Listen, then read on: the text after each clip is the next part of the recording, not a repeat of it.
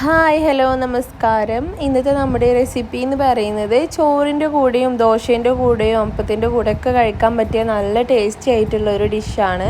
അപ്പം നമ്മൾ ഈ ഒരു ഡിഷ് സവാള വെച്ചിട്ടാണ് ചെയ്യുന്നത്. നമ്മളൊരു ചമ്മന്തിൻ്റെ ഒക്കെ മോഡലായിട്ടാണ് ഇത് ചെയ്യുന്നത്.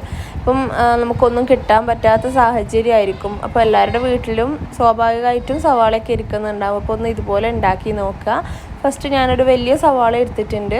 എന്നിട്ട് അതിൻ്റെ തൊലിയൊക്കെ കളഞ്ഞിട്ട് ഇതുപോലത്തെ പീസസ് ആക്കിയിട്ട് അത്യാവശ്യം വലുപ്പമുള്ള പീസസ് ആക്കിയിട്ട് ഒരു മിക്സിയുടെ ജാറിനകത്തോട്ട് ഇട്ട് കൊടുക്കുകയാണ്. ചെറിയൊരു കഷ്ണം ഇഞ്ചി കൂടി ഒന്ന് നുറുക്കിയിട്ട് ഇട്ട് കൊടുക്കുന്നുണ്ട്. അപ്പം പെട്ടെന്ന് തയ്യാറാക്കാൻ പറ്റുന്ന ഒരു റെസിപ്പിയാണ്. കഞ്ഞിയുടെ കൂടെയും ചോറിൻ്റെ കൂടെയൊക്കെ കഴിക്കാൻ നല്ല ടേസ്റ്റാണ് കേട്ടോ.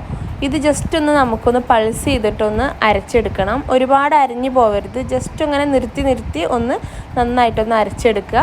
നമ്മളിങ്ങനെ വളരെ ചെറുതായിട്ട് ചോപ്പ് ചെയ്യുക എന്നൊക്കെ പറയില്ല, അതുപോലെ ചെയ്തെടുക്കണം. നന്നായിട്ട് അരയരുത്. ഇനി നമുക്ക് മീഡിയം വലുപ്പത്തിലുള്ള 2 തക്കാളിയാണ് ആവശ്യമായിട്ടുള്ളത്. തക്കാളി കുറവാണെന്നുണ്ടെങ്കിൽ ഒരു തക്കാളി ഇട്ടിട്ട് പിന്നെ ഒരു ലേശം പുളി ഒഴിച്ചാലും മതി, അല്ലെങ്കിൽ സുർക്കയോ വിനീഗറോ ഒഴിച്ചു കൊടുത്താലും മതി. അത് ചെറുതായിട്ട് ചോപ്പ് ചെയ്തെടുക്കണം കേട്ടോ. അപ്പോൾ ഞാനിവിടെ ഒരു പാനിലോട്ട് കുറച്ച് വെളിച്ചെണ്ണ ഒഴിച്ചു കൊടുത്തിട്ടുണ്ട്. നന്നായിട്ട് ചൂടായിട്ട് കുറച്ച് കടുക് ഇട്ട് കൊടുത്തിട്ടുണ്ട്. 1/2 ടീസ്പൂൺ കടുകും കുറച്ച് കറിവേപ്പിലയും കൂടി ഇട്ടിട്ട് നന്നായിട്ടൊന്ന് പൊട്ടിച്ചെടുക്കുകയാണ്. ഇതിലോട്ട് തന്നെ 2 വറ്റൽമുളക് ഒന്ന് പൊട്ടിച്ചിട്ട് നടുകെ പൊട്ടിച്ചിട്ട് അതും കൂടി ഇട്ട് കൊടുക്കുന്നുണ്ട്. എന്നിട്ട് നന്നായിട്ടൊന്ന് വറവിട്ടെടുക്കാം.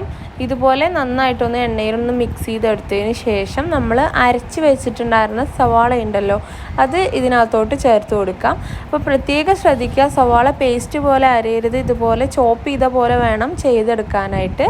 എന്നിട്ട് നന്നായിട്ട് ഇതൊന്ന് ഈ എണ്ണയിൽ വാട്ടിയെടുക്കുക. കടുകും അതുപോലെ കറിവേപ്പിലയും എല്ലാം കൂടെ ചേർത്ത് നന്നായിട്ടൊന്ന് വാട്ടിയെടുക്കണം. കുറച്ച് ഉപ്പ് കൂടി ഇട്ട് കൊടുക്കാം.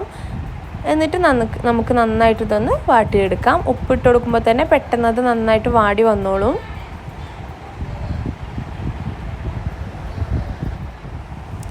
ഇനി നമ്മൾക്ക് ഉള്ളിയൊക്കെ വാടിയ ശേഷം ഇതിലോട്ട് നേരത്തെ കാണിച്ചിട്ടുള്ള 2 തക്കാളി വളരെ ചെറുതാക്കി നുറുക്കിയിട്ടുള്ളതാണ്. അത് ഇതിനകത്തോട്ട് ചേർത്ത് കൊടുത്തിട്ട് നന്നായിട്ട് മിക്സ് ചെയ്തെടുക്കാം. എന്നിട്ട് തക്കാളിയൊക്കെ നല്ലപോലെ സോഫ്റ്റായിട്ട് വെന്ത് നന്നായിട്ട് അതിൽ ഉടയണം. അതുവരെ നമുക്കിത് വഴറ്റി കൊടുക്കാം. തക്കാളിൻ്റെ പുളി പോരാ എന്നുണ്ടെങ്കിൽ ലേശം വിനീഗർ നേരത്തെ പറഞ്ഞ പോലെ ഒഴിച്ചു കൊടുത്താൽ മതി. ഇതിലോട്ട് നന്നായിട്ട് തക്കാളിയൊക്കെ സോഫ്റ്റായി വെന്ത് അതിൽ അലിഞ്ഞു ചേരുന്ന സമയത്ത് 1/4 ടീസ്പൂൺ കാശ്മീരി ചില്ലി പൗഡർ ചേർത്ത് കൊടുത്തിട്ടുണ്ട്. അതുപോലെ തന്നെ 1/4 ടീസ്പൂൺ മഞ്ഞൾപ്പൊടിയും ചേർത്ത് കൊടുത്തിട്ടുണ്ട്. ഇനി നമുക്ക് ഇത് നന്നായിട്ട് ഈ ഒരു പൊടികൾ തമ്മിലൊന്ന് മിക്സ് ചെയ്തെടുക്കണം.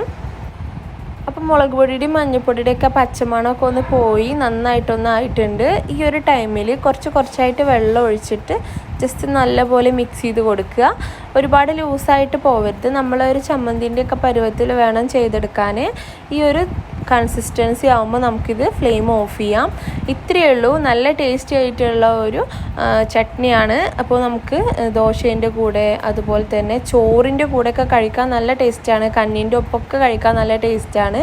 ഈ ഒരു സാഹചര്യത്തിൽ എല്ലാവർക്കും പെട്ടെന്ന് ഉണ്ടാക്കാൻ പറ്റിയൊരു റെസിപ്പിയാണിത്. വീഡിയോ ഇഷ്ടമായി കാണുമെന്ന് വിശ്വസിക്കുന്നു. ഇഷ്ടമായിട്ടുണ്ടെങ്കിൽ ലൈക്ക് ചെയ്യാനും നമ്മുടെ ചാനൽ സബ്സ്ക്രൈബ് ചെയ്യാനും നല്ല കമൻസുകൾ പറയാനും മറക്കരുത്. Thanks for watching.